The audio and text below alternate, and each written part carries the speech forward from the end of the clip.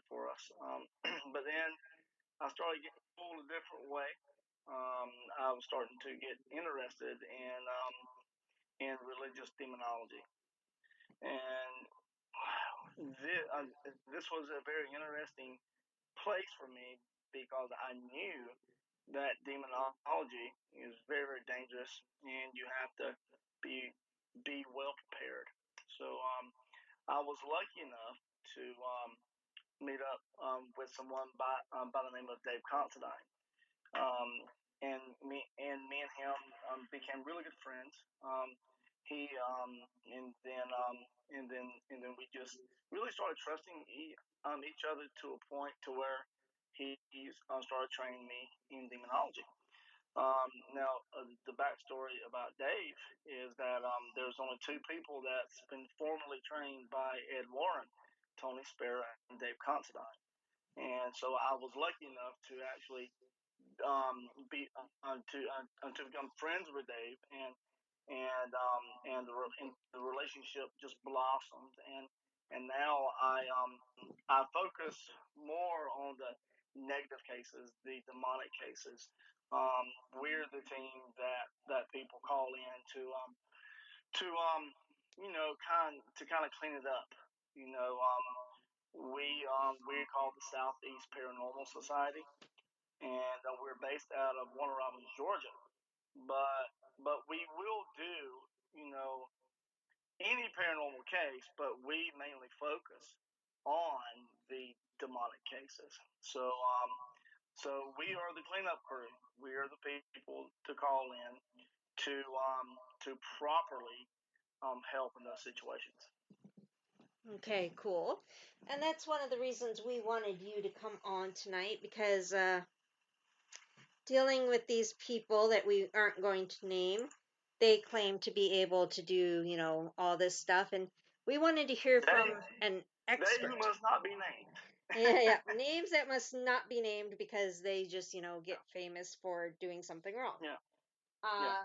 But they, were claiming that they could do all this stuff, and we wanted to find out how it properly gets done.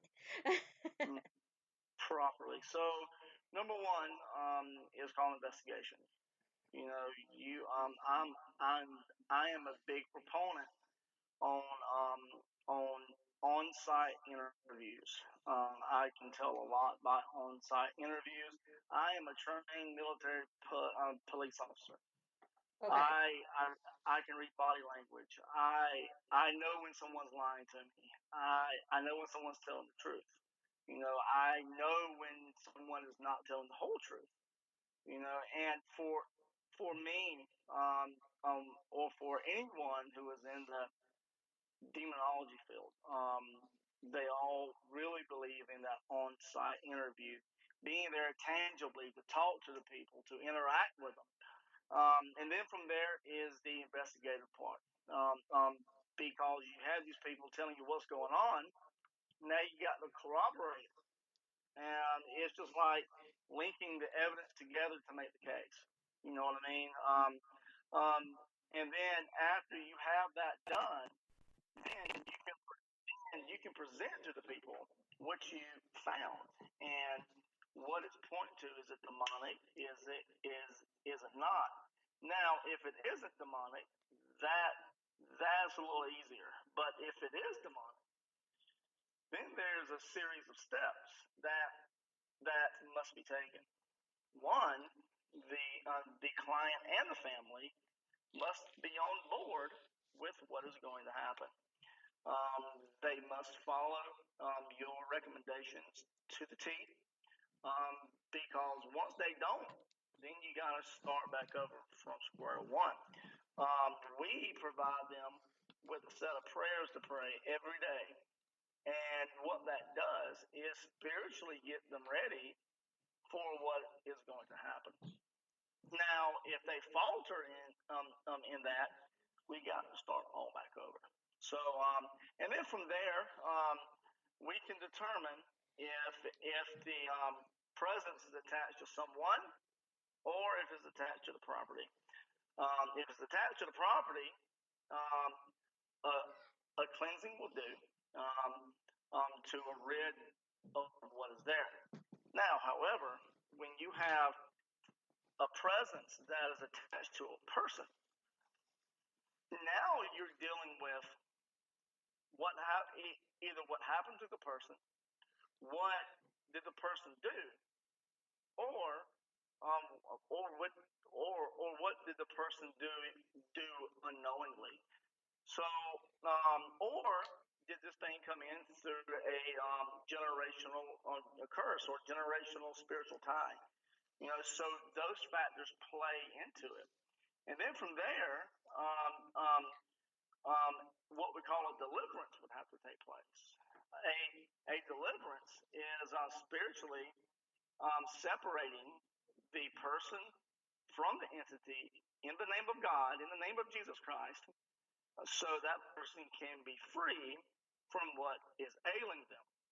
However, when you're dealing with a deliverance, when you have to do with deliverance, you're dealing with something called an oppression.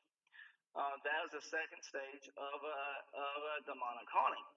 And what that means is that that entity have latched on to one person, has targeted one person, and now it has to be spiritually and forcefully removed. Now, after it gets removed, then you have to do the home. You have to cleanse the home and the property, and then we do a set of prayers to do a spiritual blessing around the property and around the home. So it's a process of several steps, and if it's not done right, then you are leaving that person in a situation worse than what you found. Right. Now, here's the most important question. What do you charge for that? Zero. Absolutely nothing. Nice. That is No, the most important question right there. yeah, I mean, like we have went as far as Tennessee. We have went as far as North Carolina. We have went to Florida. We have went to Alabama, Mississippi. We go all over, and we don't charge a dime. So I know you mentioned 3 names of demonologists, and then yourself. That makes 4. I mean, how many demonologists are there in the country that you're aware of? Keyword is key. The key word here is more than likely properly trained. Now, I know of several. There's Ralph Sarchi. He's been properly trained. There is Kenneth and Farrah Deal. They're based out of Missouri. They're properly trained. There is Tony Spera. He's properly trained. He's the son-in-law of Ed and Lorraine Warren. Then you have Dave Considine. He's properly trained. And then I would even add in there Keith Johnson from Rhode Island. He's properly trained. Then Tracy Bacon. Other than that, that is it. That is it. But there is only 2 that was formally trained by Ed Warren, and that was Dave Considine and Tony Spera. So most of the people that are going around saying they're demonologists aren't properly trained No, demonologists. no. I know of one right now, which I will not name names. Um, Years ago, he called me up and asked me for some advice because he was just a regular paranormal investigator, and he had what he thought was a negative case. And I gave him some pointers what could possibly calm down the case or even solve the case. And what's funny is that about a month or 2 later, this man is claiming to be a demonologist. I'm like, oh my gosh. so you had these people coming out of the woodworks. Yeah. And one thing for myself is that I don't like the terminology demonologist. Now people call me that, but when you look at the correct terminology, it shouldn't be demonologist. It should be religious demonologist. put the emphasis on the religious part. The reason why is when you look at the term of demonologist, that can even come up in demonolatry as just someone who who studies in the occult realm. It says one who studies or catalogs demons. They're also known as a demonographer, but that is in the occult. It's dealing with magic with a K. With what we do, I would emphasize the religious demonologist part of it. The key word is religious. Why? Because we bring God into this. We bring religion into it, and that is the most important part about all of this. We actually have a question. Okay. Amelia would like to know, how do you know if they are trained? Ask them. You can ask them who trains you. You know, a good many of the properly trained demonologists will have some kind of credentials, and I wouldn't. And what I mean by credentials, I don't mean like a driver's license saying, "Oh, I can drive," but they'll have some documentation, some letters, from the bishop or from the religious demonologist that trained them, saying that I recommend this person, or that I've trained this person, or that this person has been properly trained. Just like with my mentor, he has letters from Ed Warren, he has letters from Bishop Robert McKenna, and all that. So there will be some form and some way to show that you are like what you are.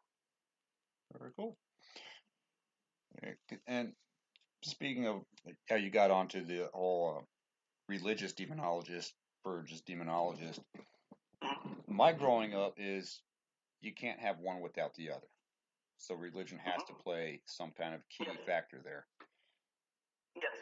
Yes. I agree with you 100%. Yeah. So, and this group that popped up that was doing this, they kind of threw God to the side. Yes. I'm one of those type of people that I won't talk bad about somebody else's religion, because I don't know how they grew up. I don't know what caused them to believe what they do. But the one thing that throws a red flag to me is that when they tell me that they will send a more violent demon to my house to rid this demon that is in my house. So when I look at that, I I have to think, when you look at, let's say, a kingdom, right? Mm-hmm. And one king is going against another king, that kingdom will fall, right? Yeah. So same aspect. A demon going after a demon, that kind of shows that, is this really what we're doing here now? Are we sending one king after another king to take down the kingdom? So to me, that makes absolutely no sense at all.